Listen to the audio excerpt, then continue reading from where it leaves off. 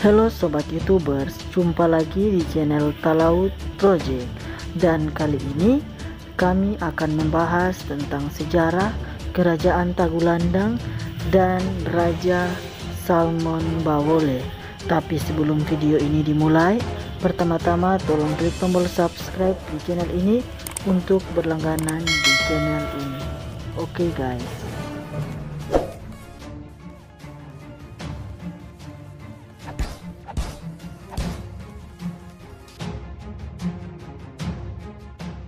Jadi sobat, Tagulandang adalah pulau di Kabupaten Kepulauan Siau Tagulandang Biaro atau Sitaro, sempat menjadi kerajaan maritim besar di belahan utara Sulawesi.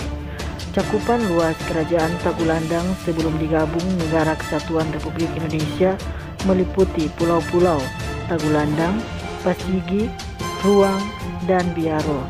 Kemudian pulau-pulau kecil Selangka, Seha, Sehakadio, Batu Tombonang, Kauhagi, dan Tandukuang.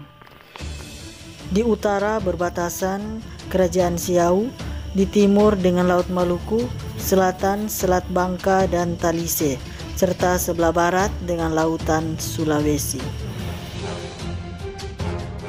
Kerajaan Tagulandang juga disebut Madolongkang, berpusat di Tulusan pada tahun 1570 di bawah kekuasaan Ratu Leheraung.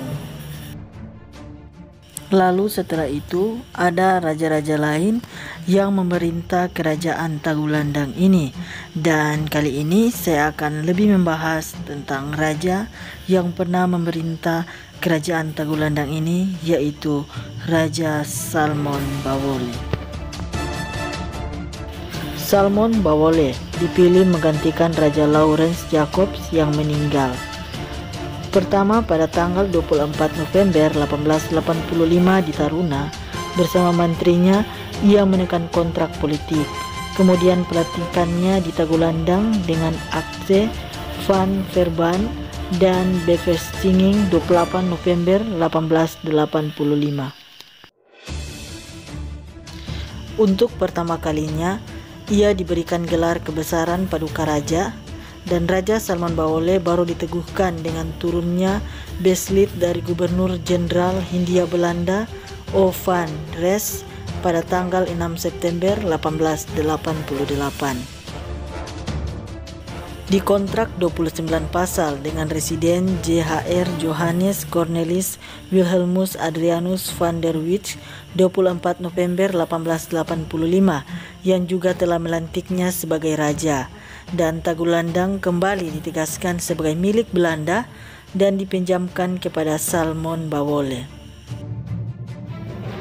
Total pajak Tagulandang masih tetap sama seperti kontrak 1860, yakni 100 gulden per tahun, dengan besaran 1 gulden tiap rumah tangga atau dipertukarkan barang produksi.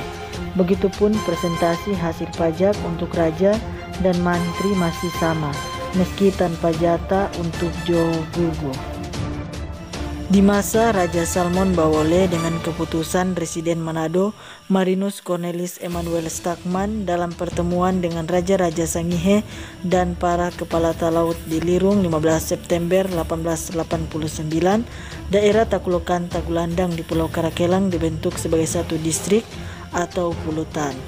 Distrik dibagi dua wilayah Jogungu, yakni Pulutan, dan Lehang, dengan Jogungu Pulutan bertitel Presiden, sementara kepala kampung seragam bertitel Kapiten Laut. Keputusan tersebut untuk mengakhiri pemakaian dan penjualan banyak gelar oleh para raja terhadap kepala-kepala di talaut.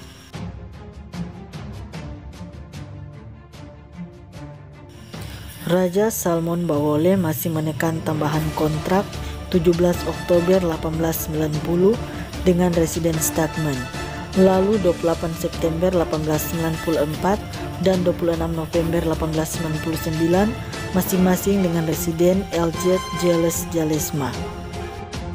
Dengan kontrak terakhir, penduduk Tagulandang berusia 18 tahun ke atas mesti membayar pajak rumah tangga yang juga disebut hasil sebesar 2,50 gulden per tahun, dan untuk penduduk di wilayah yang ada di talaut 1 gulden. Total pajak Tagulandang adalah 3,476 gulden di tahun 1895. Antaranya dari penduduk Pulutan 108 gulden dan Lehang 145 gulden. Penduduk landscape Tagulandang tahun 1900 sebanyak 6.000 jiwa dengan 3.300 orang Kristen. Di Pulau Biaro dihuni sekitar 700 penduduk, dipimpin kepala seorang kapiten laut. Raja Salmon Bawole kemudian minta berhenti. Permintaannya disetujui dengan Beslit Gubernur Hindia Belanda pada tanggal 28 April 1901 nomor 24. Dan Laurentius Manuel Tamara terpilih bulan Agustus tahun 1901 menggantikan Raja Salmon Bawole. Oke guys, terima kasih telah menonton video saya ini. Jika ada kesalahan di video ini saya mohon maaf, dan tetap terus tonton video dari Talaut Project. Oke.